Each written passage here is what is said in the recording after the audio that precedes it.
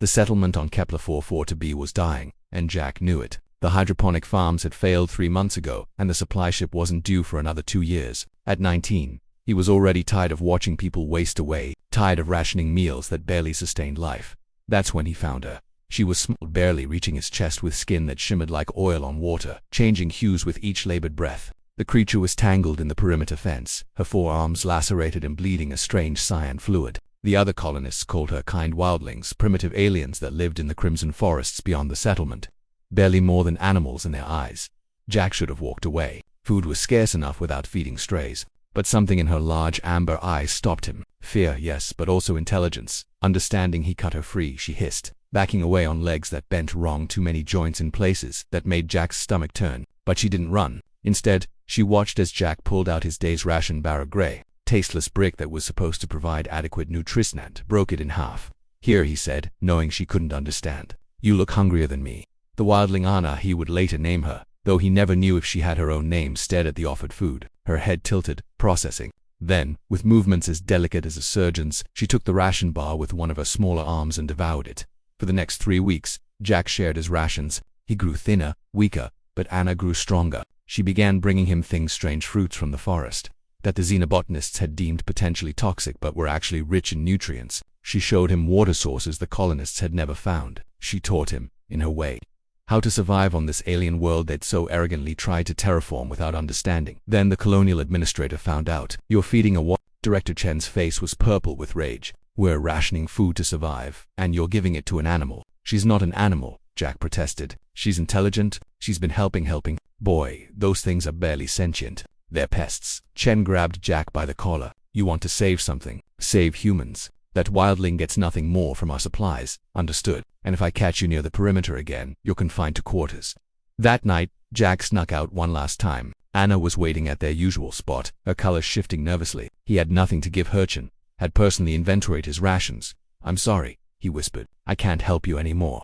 Anna's colors darkened to deep purple. She reached out with all 4 arms, touching his face gently. Then she pressed something into his hand, a small, carved stone that seemed to glow from within. Before Jack could react, she melted back into the crimson forest. He never saw her again. The colony did eventually receive supplies. Most colonists survived. Jack grew up, became an engineer, and eventually left Kepler 44b for work on distant space stations and terraforming projects. He kept the glowing stone with him always, though he never understood what it meant.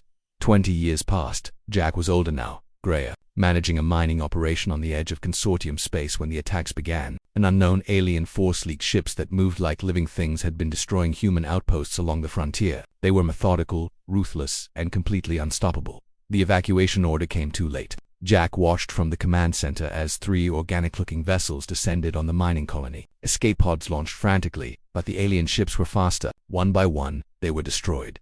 Jack's pod was the last. He was already strapped in, hand on the launch lever, when the alien ship latched onto the dock. He was going to die here, he realized. After everything, this was how it ended.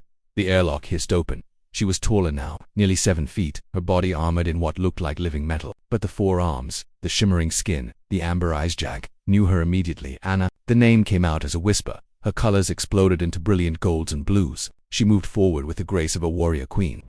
And Jack realized that the wildling had never been primitive at all. The colonists had been too arrogant to recognize a civilization that didn't build with steel and concrete. Anna's people had been watching. Always watching. She held out one hand. In her palm was a stone identical to the one Jack had carried for 2 decades, a bond marker. He somehow understood now. A promise behind her. The attacking ships withdrew from the other fleeing pods. They weren't here to destroy everyone, just to test, to judge. Anna's people had seen how humanity treated the lesser species they encountered. They had been weighing whether humans deserved to exist in the wider galaxy.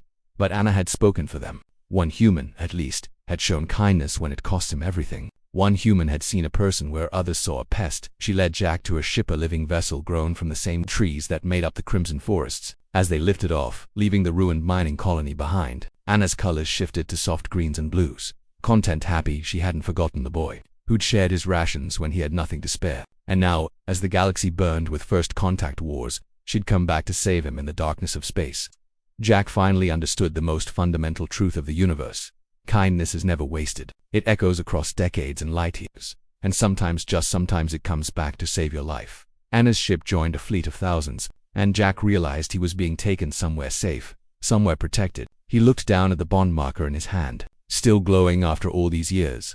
"Thank you," he whispered, knowing she couldn't understand English any more than he could speak her language. But Anna's colors blazed golden, and Jack knew she understood perfectly. Some things transcend words.